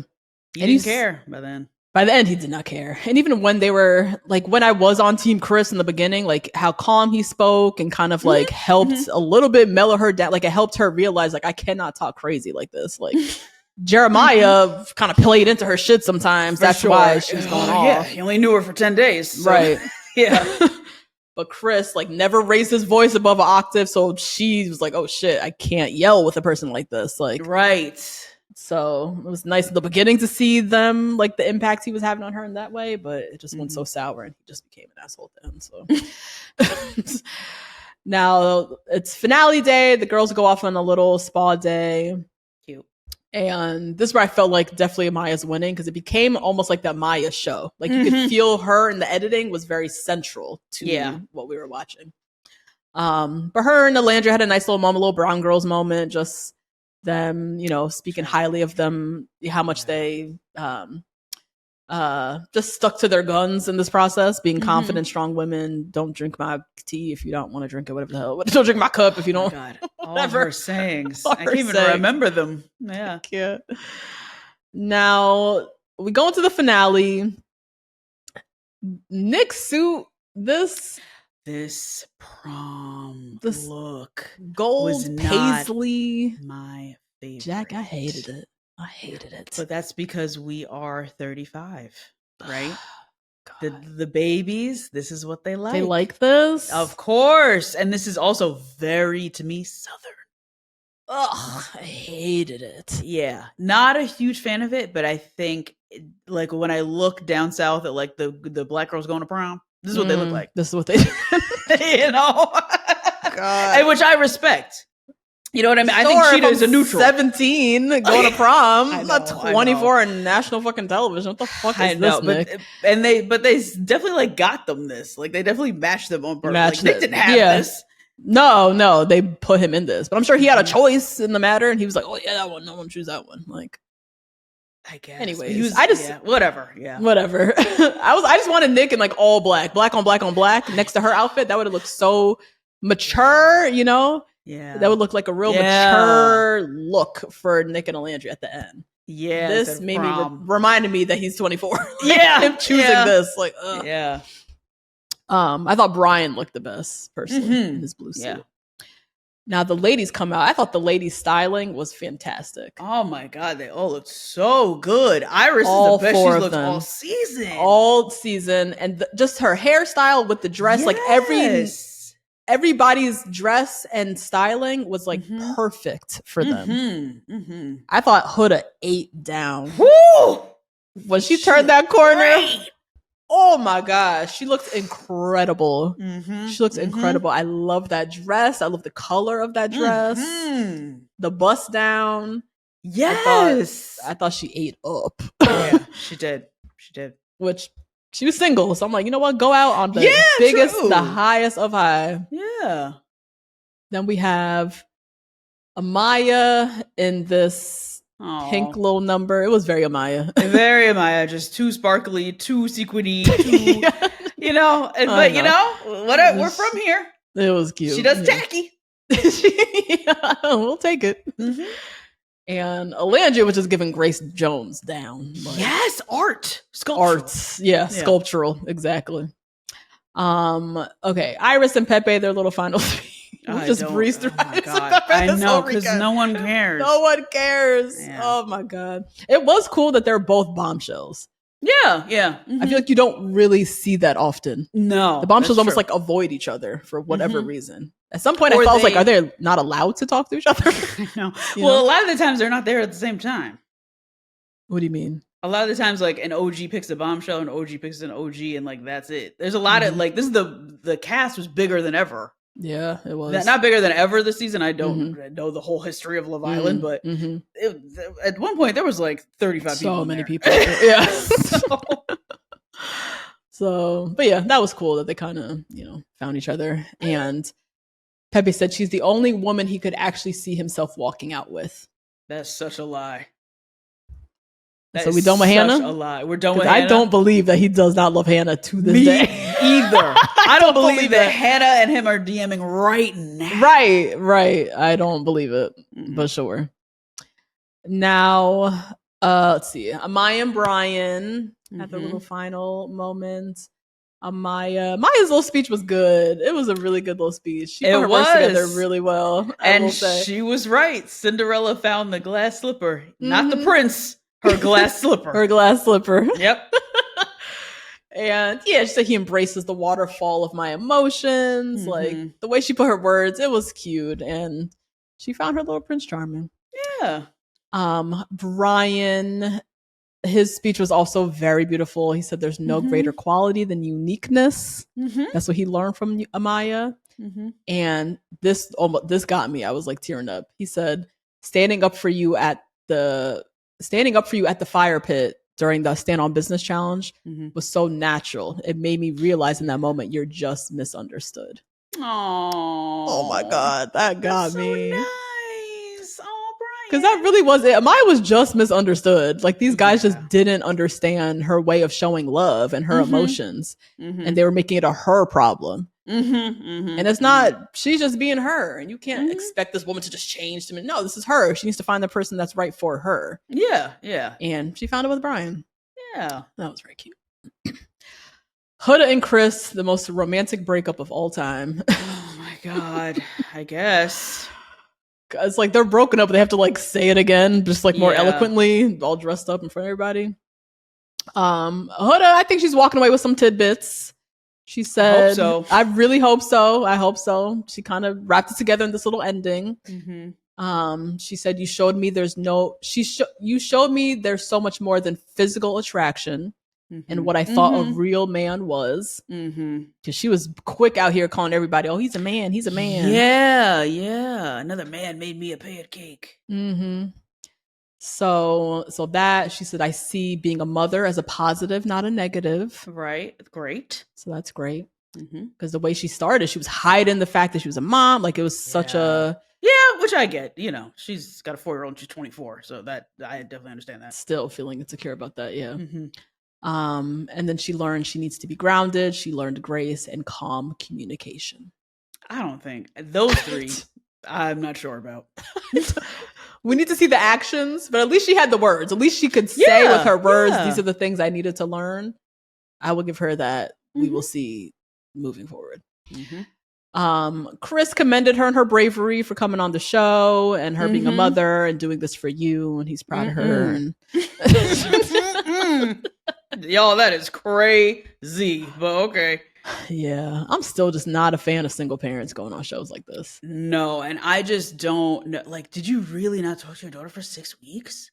It's a long time. That's dumb long. And really then you showed her face on here and her voice and shit. I thought that was so weird. And you on TV acting wild, yo. Wild. You as most would. My God. In a Sims Fijian jail at 24.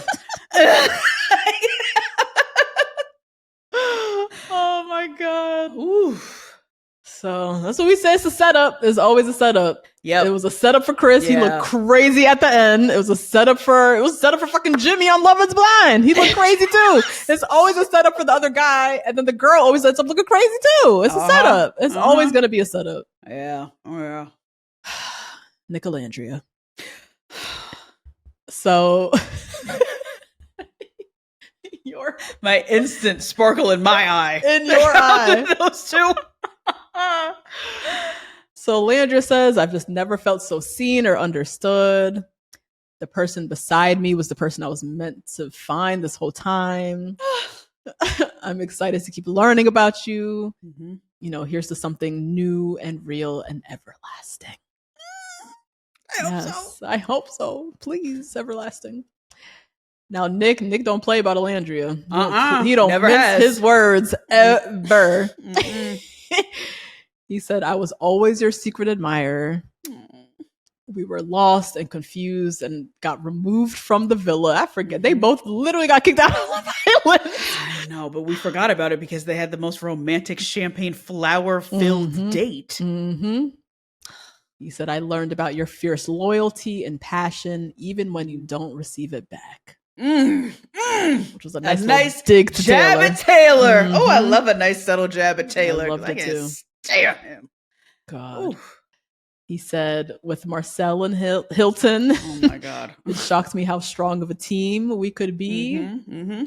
Nick wants kids like yesterday. Yeah, very interesting. He likes to travel in backpack, but he also wants kids. He also wants to be a dad yesterday. Like, it's so crazy. And what else he say? He said, our last days have become my favorite days. Our family giving our blessing made me think, how many signs did we miss along the way? How many signs did you miss, Alandria? That was really what he wanted to say. And then at the end, he said, P.S. When I kissed you during the blindfold challenge, I'm sorry I didn't tell you sooner. I like screamed when he said that. No. Because that's really it. That's really it. He would have changed the trajectory of Sierra's life. Yes. I don't think none of this would have come out about Sierra if he would have told Alandria, like, no, I really like you. Yeah. Oh my God. Sierra maybe would have went on her own path and found somebody else. I think. Sure. Yeah. For sure. Yeah. But Alandria would have saved Alandria weeks of pining after Taylor, thinking she had no other option in this villa. Meanwhile, he's in the cut watching her every move for weeks. While Sierra's on top of him. Humping his leg on top of him. Like a chihuahua. Like, but I'm just a cool one, right? I'm just a cool girlfriend. Like, wild. Looking back at these edits, I'm like, oh my gosh. The edits are so crazy. Like, I'm starting to, like, this is where the delusion comes in too. That, like, they, you know, they had no business being even near each other. I know. You know. Right. There was stuff, they had a connection. Like, Nick wasn't just, like, totally being, like, whisked away by her. But imagine if he told Alandria from jump that he kissed her during the blindfold challenge. Do you know what? Can we blame this on Ace or no? Why? Because I blame Taylor, honestly. But sure. Perfect. Let's blame Taylor. Okay. Yeah. Yeah. It's 100% we blame Taylor. Mm-hmm. There's rumors that Taylor told Nick not to go for her because he was going for her. I saw that rumor going around. We'll see when we get to the reunion. Right. Hopefully that question will be answered. But there was some real reason that he didn't say it. I blame Taylor. Yeah. Because I think Taylor, whether or not Taylor told him outright or whatever, Alandria was so clear focused on Taylor. Taylor kept keeping her around as an option. And Taylor also didn't have any other options either. And wanted to stay in that villa. And kind of keep tabs on her. And who is Nick? Nick is his new friend now. Who's Nick going to be like, actually, I want to go after her? Like, yeah, right. So there was threesome, right? With Ace. Yeah, there were a little threesome. And then he also had already Bella and Sierra on him. So who is he now to go tell Taylor, I also want to go after Alandria? Yeah, when you have no other connections, right? Exactly. Yeah. So it's Taylor's fault. Yeah. Yep. But that little poem, I was like, oh my God. I'm sorry I didn't tell you sooner. Because literally weeks have gone by. She had no idea. This bitch almost got kicked out 3 times. 3 times. One of which he had to go to bat to save her. Oh my God. Yeah. Had to just get Coco out of here. Yeah. Sacrificial lamb. You see Coco's out on the rounds talking wild about Alandria? I mean, she stopped now. I haven't seen her talk since. Oh, good. So now Ariana comes out looking like a mermaid caught in a fishnet. Hated this look. I hated this too. What the fuck was this? First look I hated, which I did not like this. Wild. Yeah. Very strange. So we got Iris and Pepe in 4th place. Great. Chris and Huda in 3rd place. But also weird. Oh my God. I can't believe they made it past Iris and Pepe. That's the strength of her fandom. I know. I think she has more followers on Instagram than anybody. I think she's at 3 million right now. She's almost at 3 million now. Yeah. I really hope we see in the end Huda, you know, in her final delivery, her speech, you know, trying to take some accountability or talk about the things that she needed to learn. Yeah. I can believe she's seen the error of her ways now. I worry she'll feel some type of validation when she gets out and she sees she has 3 million followers. Of course. And people are going to bat for her every chance they get in criticism of her, which we all know she's not a very big fan of. Critique. Yeah. Seeing all, then I like her being like, I was right. I didn't need to. Like, reversing everything she just learned when she sees all of these fans. I really hope this child just goes to therapy and stays away from these men for a minute because she needs to figure her shit out. She's going to continue, not even these men, she's going to continue to torture herself in these relationships. And other women too. What I'm looking forward to with Huda and how I know she's actually learned a lesson is how she's going to talk about Shelly and Alandria. Okay. Because the way that the hood rats have gone after, particularly Shelly and Alandria. Yeah. have been so nasty and racist and horrible. She needs to address that head on. And if she addresses that head on, I know that she's learned at least one of those 3 grace communication and something like else, you know, at least one of them has gone through her head. But if she doesn't defend them, girl, I don't know what to tell you. Right. Because the way that those fans are going after Shelly and Alandria is like really based on like nothing really. Like people are calling out Huda's actions. Yes. You're being critical of Huda's, the things she says, her behavior, her actions. So it's not just like, we hate Huda. Like, it's not just coming from that place. It's like, she did this and I want to talk about why that shit's fucked up, you know? The videos and things you see against Shelly and Alandria are like based in like nothingness. Just racism, girl. Like, really? That's it. That's really it. It just feels totally different. So I agree on the reunion, how she's gonna come. Even on Instagram.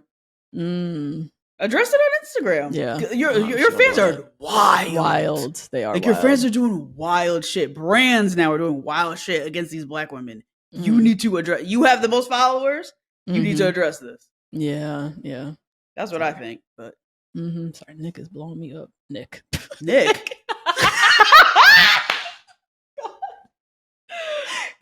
that in, Jared. Keep that in. Oh God. So Nick and Alandria, second place, and Maya and Chris, they win. I thought Maya had a nice little lesson in the end. Don't settle for being misunderstood. Your person is out there, which was cute. And then obviously they shared the money, which it's like there's like a other weird added layer to the show. Do you have to split them? Like Nate was like, was this not done yet? Why are we still watching this? Like, what? Are you here for love or not? Like, right. Please. And that was season 7. That's it. Of Love Island. One little funny moment in the end when they jumped into the water, and Alandria and Nick are like kissing, and Huda's like hanging on to Nick. She wants to be their baby so bad. Oh my God. It was just so embarrassing because it's like you jump into the water, there's fireworks, everybody's in love, and it's just like her and Chris on like opposite ends of the pool. Swimming away from her at any cost. Like, she's like holding on to Nick, like hanging on to anybody who can like just give her a little bit of, oh my God. Crazy. Friend, what do you want to see from Nick and Alandria moving forward? What is the theories? What do you think? So I personally want to see no spoken sponsorships. Oh, okay. I want everything from their like coupling and coupledom for the first 6 months to be hidden from us, because I think they need that. They need that time alone to like deal with this. They don't need any scripts. They don't need anything else. Howsoever, what I would like is some visuals. Yes.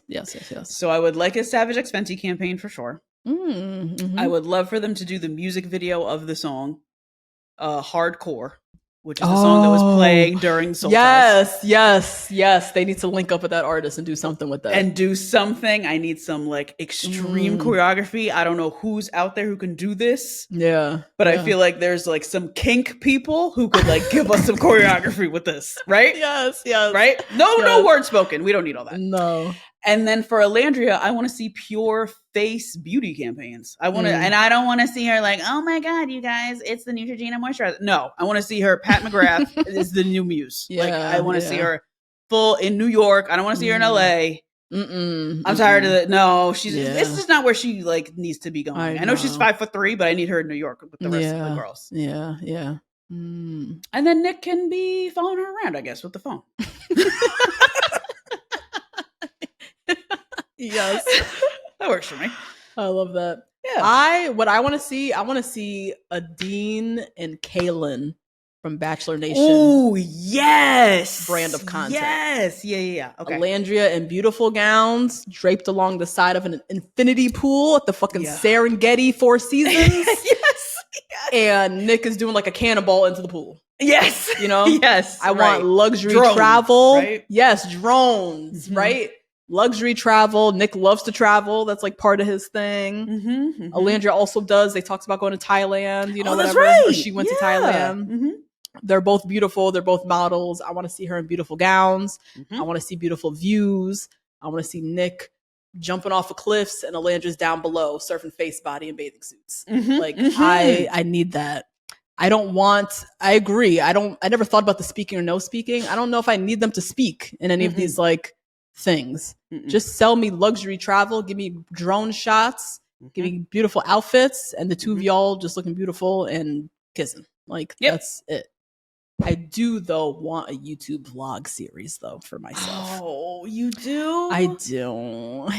They came together too late in the end, and I feel starved now. Yeah, I know. Yeah, the cutoff is sharp. It's so sharp. It's abrupt. It's we were just abrupt. Getting somewhere. Yeah, I'm now watching them walk through the airport, hoping for some kind of, yes, it's bad. It's so bad.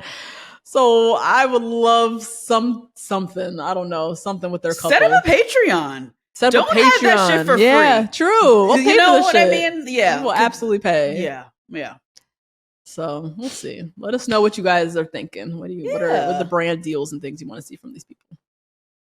Has social media officially ruined the audience experience of these shows? What do you think? Yeah, 1,000%. But I think it's on the fan side. I don't even think it's on the casting side. Really? Yeah, I think the fans' commentary and like all the commentary around it and the people who were made popular with the commentary, I'm like, okay, our videos are like going, but these misogyny-ridden, racist-ridden videos are flying. Like, this is so bad. And it's made it not fun. Like, I love having I love having social commentary. I love, because I've seen obviously but I've seen some really interesting like think pieces on like being a dark-skinned woman on a reality television show. Like, what are we watching? Like interracial date. Like, I've seen some really interesting conversations. We've had some really interesting conversations here on the pod. But it has also taken a very dark turn as far as the racial implications and the social and the, all this shit. Like, it's been, the fan base has gotten crazy. They think they own them. Dark. Yeah, absolutely.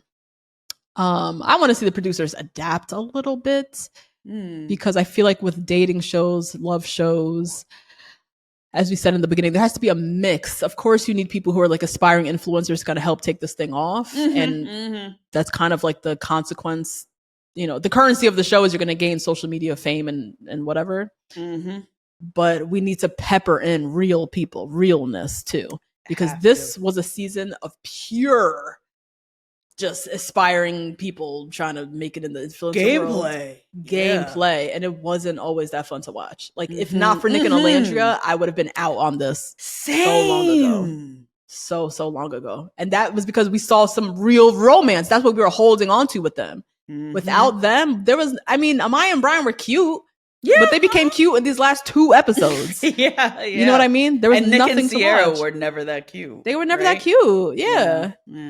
So they're going to have to figure out how to balance the clout chasers with like real, genuine love story because we just watched nothing but clout chase for most of the season and it was not all that fun. So let us know what y'all think. Sound off in the comments. We did it, friend. We did it. We did it. We have another 2-hour one for you guys. Yeah. Enjoy. We will be back next week or tomorrow. Sure. I don't know.